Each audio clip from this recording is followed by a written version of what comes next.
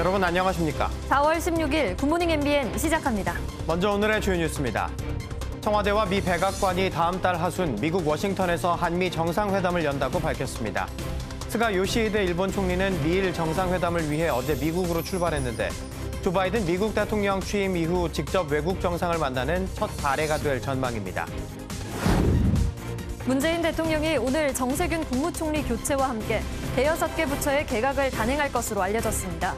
후임 총리로는 김부겸 전 행안부 장관이 유력하게 거론되고 있습니다. 오늘도 코로나19 신규 확진자가 700명대 안팎이 될 것으로 보입니다. 더불어민주당 이계호 의원이 현역 의원 가운데 처음으로 확진 판정을 받아 국회가 긴급 방역 조치에 들어갔습니다.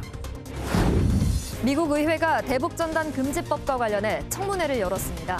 보수 인사들은 대북전단 금지법이 BTS 금지법이나 다름없다며 표현의 자유가 훼손됐다고 주장했고 반대쪽은 탈북 주민의 가족을 위험에 빠뜨린다고 반박하는 등 공방이 오갔습니다. 300명 넘는 희생자가 발생한 세월호 참사가 오늘로 7주기를 맞았습니다. 전국 곳곳에서는 다양한 추모 행사가 이어집니다. 오늘은 전국에서 벼락과 강풍을 동반한 비가 내리겠습니다. 오후부터는 비는 그치겠지만 황사의 영향으로 미세먼지 농도가 나쁨에서 일시적으로 매우 나쁨 단계까지 올라갈 것으로 보입니다. 홍영표 의원에 이어 송영길, 우원식 의원도 더불어민주당 차기 당권 도전을 선언했습니다. 이런 가운데 오늘 더불어민주당의 새 원내대표가 선출되는데요. 이 친문이냐 아니냐, 누가 되느냐의 촉각이 곤두서는 모습입니다. 안보람 기자가 보도합니다. 더불어민주당 사선 우원식 의원이 촛불 초심으로 돌아가 국민과 함께하겠다며 청계광장에서 당대표 선거 출사표를 던졌습니다. 다시 국민 속으로, 현장 속으로 들어가 국민의 신뢰를 회복하겠습니다. 오선 송영길 의원도 다시 시작을 내걸고 변해야 한다고 강조하며 세 번째 당권 도전을 선언했습니다. 민주당이 변화해야 합니다. 민주라는 이름만 빼고 다 바꿀 수 있어야 합니다. 앞서 출마 선언을 한 홍영표 의원은 논란이 된 문자 폭탄에 대해 두둔하는 입장을 보였습니다.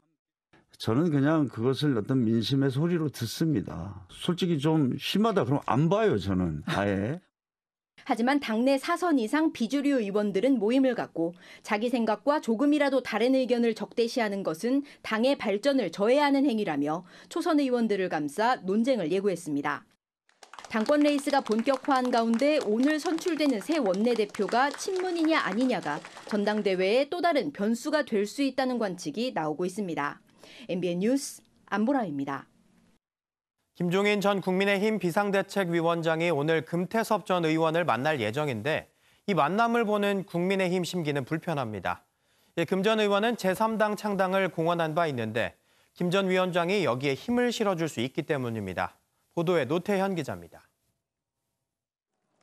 금태섭 전 의원은 MBN과의 통화에서 오늘 오전 김종인 전 국민의힘 비대위원장을 만날 계획이라고 밝혔습니다. 김 전 위원장의 요청으로 회동이 이루어졌으며 사적인 만남이라고 금 전 의원은 전했습니다. 2016년 총선 당시 민주당 비상대책위원회 대표였던 김 전 위원장의 공천을 받아 당선된 금 전 위원은 이후 김 전 위원장과 자주 만나온 것으로 전해졌습니다. 때문에 윤석열 전 총장도 들어올 수 있는 신당을 만들어야 한다고 했던 금 전 의원에게 김 전 위원장이 힘을 실어줄 수도 있다는 예상이 나옵니다. 당장 국민의힘에서는 김 전 위원장의 행보와 거리를 두거나 직전 소속 정당을 어렵게 해선 안 된다는 비판이 잇따랐습니다. 신당 창당에 속도 낼 것 같은 것도 언론의 장문이라고 생각해.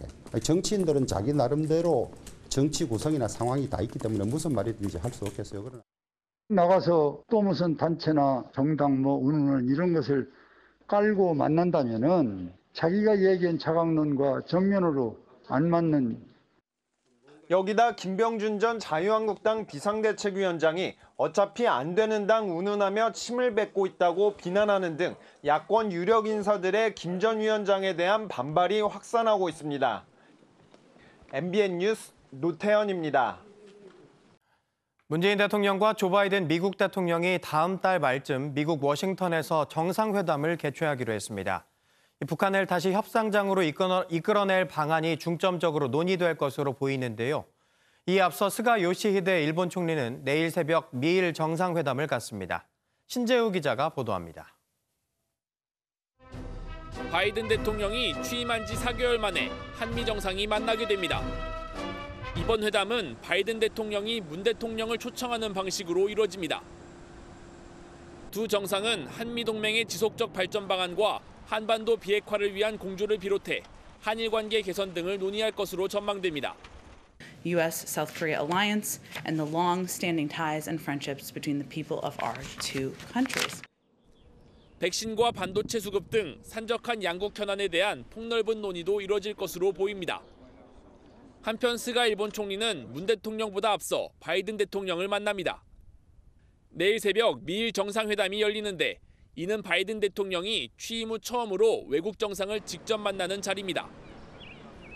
미중 갈등 속 일본 역할에 대한 논의가 주를 이룰 것으로 보이는 가운데 스가 총리가 올림픽의 성공적인 개최를 위한 도움을 요청할 가능성도 제기됩니다.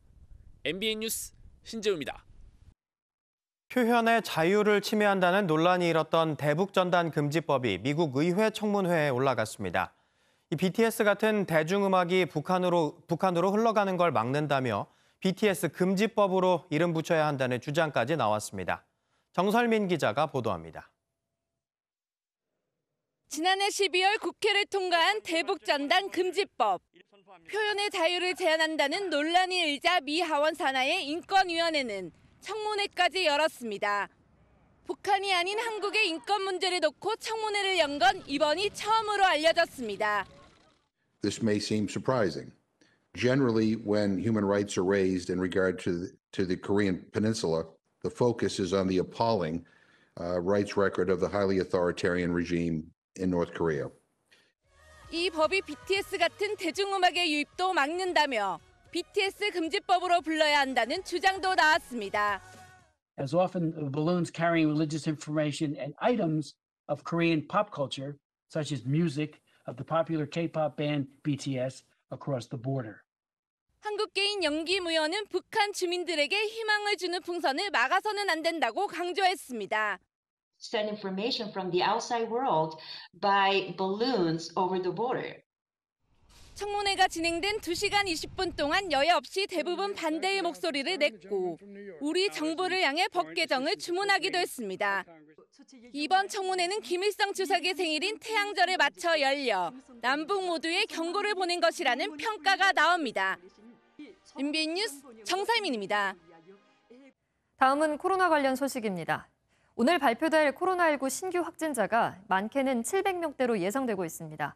4차 유행 우려 속에 불안한 백신 수급 상황까지 더해지자 지자체들은 독자적으로 방역 대책을 내놓기 시작했습니다. 오지혜 기자입니다. 코로나19 신규 확진자는 어젯밤 9시 기준 중간 집계 결과 628명입니다. 그제 731명, 어제 698명 등 최근의 추이를 미뤄볼 때 오늘 또 700명 안팎을 기록할 것으로 보입니다. 이처럼 확산세가 계속되자 지자체장들은 정부 방역수칙과 다른 방안들을 잇따라 제안했습니다. 부산에서는 평일 점심시간만 5인 이상 모임을 한시 허용하는 방안이 나왔고 경기도는 독자적으로 백신 도입을 검토하고 있습니다. 앞서 서울은 자가진단 키트 검사로 음성이 나온 사람만 다중시설을 이용하되 영업시간을 늘려주자고 주장했습니다. 정부는 협의가 선행돼야 한다며 사실상 실행 불가 입장입니다. 특정한 지자체에서 어떤 조치를 취할 때에는 그런 중대본 회의를 통해서 충분히 조율되고 또 합의되고 그런 그 조치가 취해지는 것이 원칙이고 바람직한 방향이라고 생각한다는. 물론 확산세가 진정되거나 정부와 협의한다는 단서를 달았지만 공개 발언 자체가 여론몰이와 불안 조장으로 현장에 혼란을 준다는 지적도 나오고 있습니다. MBN 뉴스 오지혜입니다. 더불어민주당 이계호 의원이 코로나19 확진 판정을 받았습니다. 현역 국회의원으로 첫 확진자가 된 건데요. 국회는 물론 이 의원의 지역구도 비상이 걸렸습니다. 주진희 기자입니다. 국회의원 가운데 첫 코로나19 확진 사례가 나와 여의도 정치권도 긴장하고 있습니다. 수행비서의 코로나 확진 소식을 접한 더불어민주당 이계호 의원이 검사를 받은 결과 어제 양성 판정을 받은 겁니다. 이 의원은 확진 판정을 받기 직전 지역구 결혼식과 행사 등에 참석한 것으로 확인돼 전남 담양과 한평 등 지역구에도 비상이 걸렸습니다. 행사에는 이원택 의원 등 국회의원뿐 아니라 김영록 전남도지사, 이상익 한평군수 등도 함께했던 것으로 전해집니다. 국회 사무처는 이 의원이 머물렀던 의원회관 7층을 방역하고 접촉자 파악에 들어갔지만 국회의 전체 폐쇄, 즉 셧다운은 검토하지 않는다고 밝혔습니다. 민주당의 코로나 악재는 또 있습니다.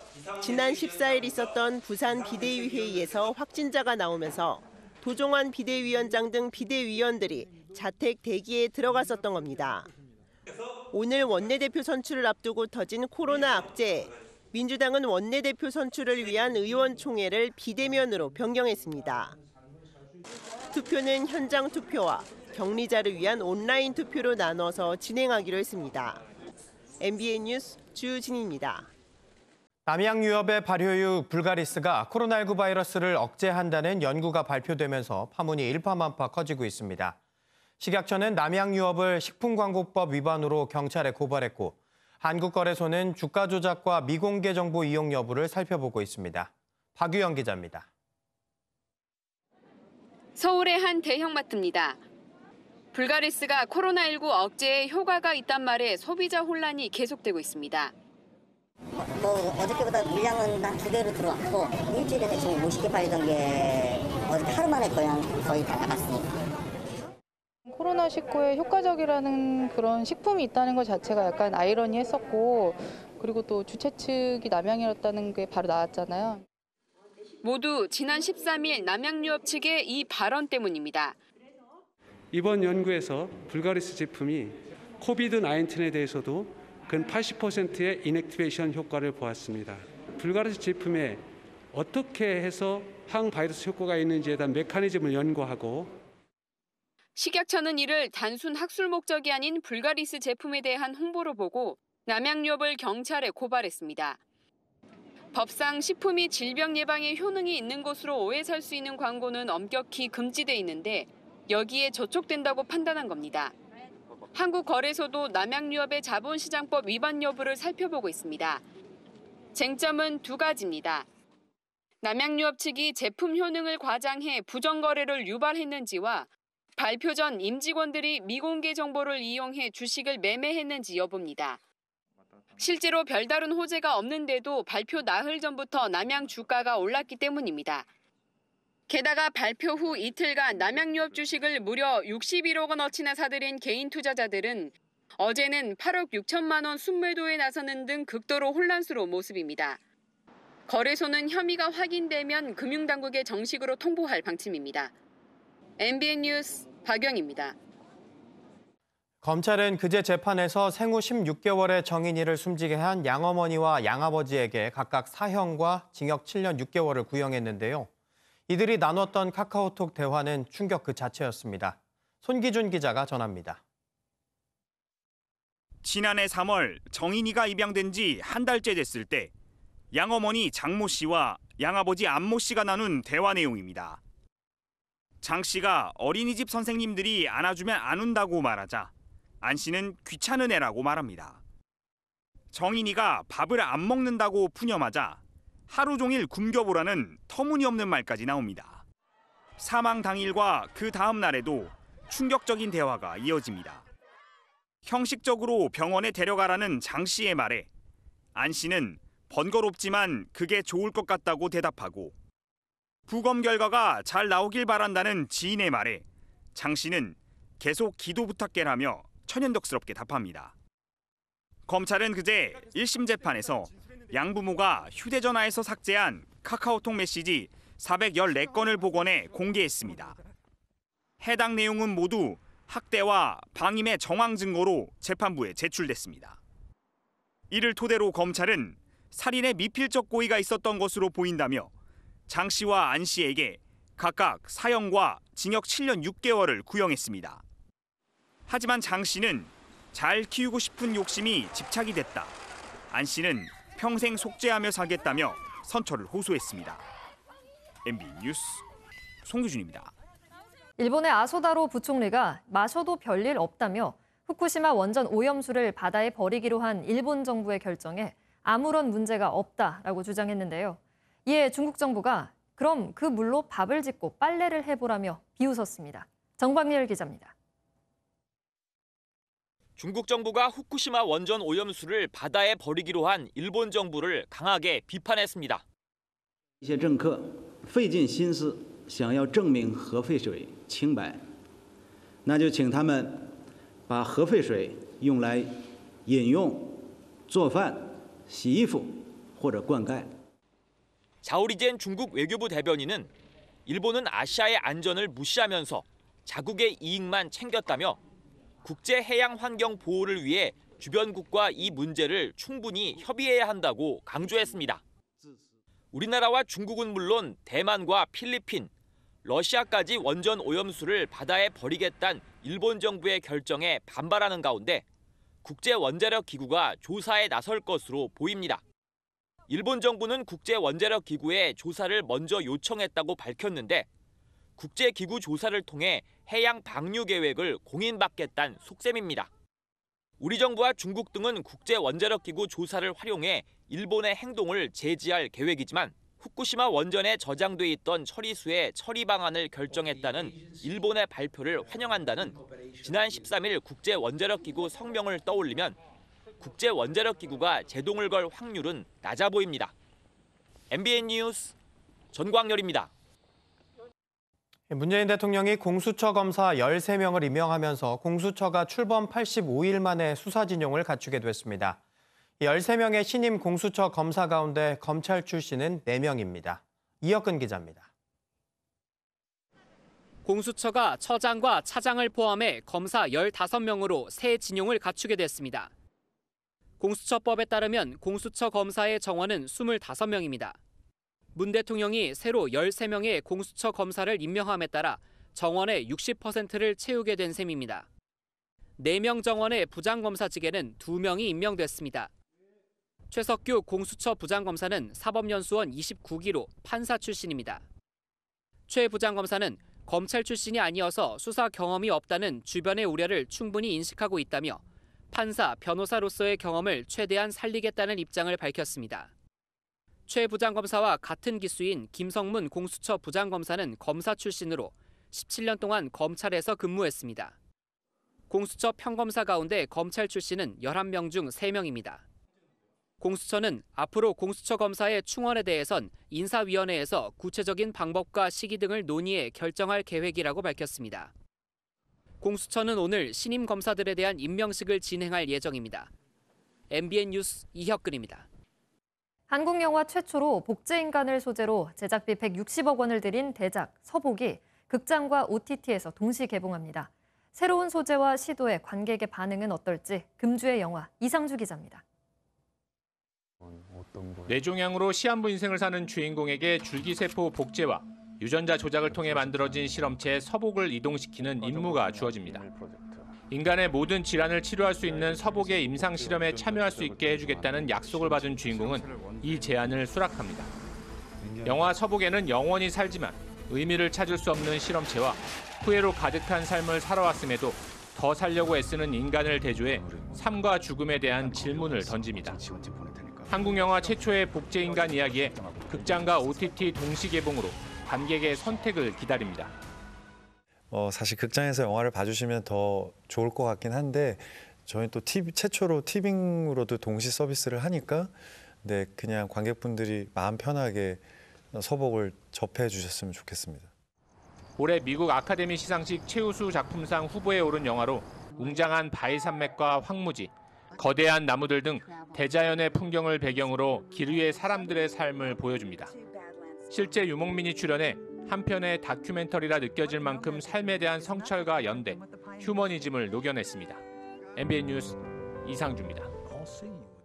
김정은 북한 국무위원장이 할아버지 김일성 주석의 생일 태양절을 맞아 금수산 태양궁전을 참배했다고 조선중앙통신이 보도했습니다. 김 위원장은 보통 김일성 주석의 생일 전날이나 당일 자정에 참배했지만 이번에는 당일에 참배한 것으로 보입니다. 참배에는 부인 리설주 여사와 조용원 당 조직비서, 박정천 군 총참모장이 함께했고 김 위원장의 동생인 김여정 당 부부장과 현송월 당 부부장도 동행했습니다. 늘 거미줄에 매달려 생활하는 거미. 알고 보니 남몰래 거미줄로 음악을 연주하고 있던 거라면 어떨까요? 먹잇감을 향해 움직이는 거미. 이 장면을 음악으로 만들면 어떤 멜로디가 될까요? 미국 MIT 연구진이 거미가 사냥할 때 거미줄에 생기는 진동을 음악으로 변환해 봤다는데 한번 들어보시죠.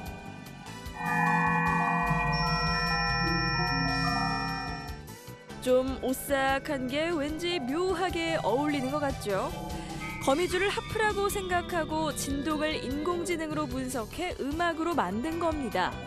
앞으로 연구를 더 해보면 거미가 내는 진동이 어떤 의미인지도 해석할 수 있을 거라네요. 도쿄올림픽이 오늘로 정확히 98일 남았는데요. 브라질 리우데자네이루의 예수상이 D-100을 기념하며 패션쇼를 선보였습니다. 브라질 리우데자네이루의 랜드마크 예수상이 노란 국가대표 유니폼을 입습니다.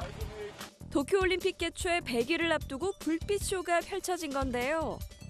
각양각색 의상으로 갈아입으면서 극복과 결단 등 다양한 메시지도 전했습니다. 올림픽을 고대했을 선수들은 물론 코로나19와 싸우는 모든 이들에게 영감과 자신감을 주려고 기획됐다네요. 불빛쇼만큼 화려하진 않지만 미소가 지어지는 소식 하나 더 전해드립니다. 곧 여든을 앞둔 할머니가 멋진 스케이팅 실력으로 유명 인사가 됐습니다. 다음 달 여든을 맞는 이 할머니는 허리가 조금 굽었지만 스케이트 실력이 대단합니다. 러시아 바이칼 호수의 외딴 농장에서 개들과 살고 있는데요. 어릴 적 학교가 왕복 4km 거리라 아버지가 스케이트를 사주셨고 그게 지금까지 쭉 이어진 겁니다. 요즘도 농장 일을 보러 갈 땐 스케이트를 타는데 조금 불편해도 부모님과 살았던 이 집에서 여생을 보낼 생각이라고요. 오래오래 건강하게 스케이트와 함께 하셨으면 좋겠습니다. 지금까지 굿모닝 월드였습니다. 오늘 내륙 곳곳에서 봄비가 오겠습니다. 지금 수도권과 충청, 남부 곳곳에서 산발적으로 이어지고 있는데요. 차츰 전국 대부분 지역으로 확대되겠습니다. 비는 길게 이어지지 않고요. 오후에는 그치겠습니다. 양도 많지 않아서 중부지방은 5mm 안팎, 전북과 충북 남부, 경북 북부 내륙으로는 5mm 미만이 되겠습니다. 하지만 이 비구름이 지나고 나면 뒤따라서 황사가 들어옵니다. 오늘 전국 대부분 지역 공기가 탁하겠습니다. 특히 중부지방에서는 밤에 매우 나쁨 단계까지 치솟겠습니다. 주말인 내일은 공기질 더 악화돼서요. 전국에서 매우 나쁨 단계를 보이겠습니다. 지금 내륙 곳곳으로는 약하게 비가 내리고 있는 모습입니다.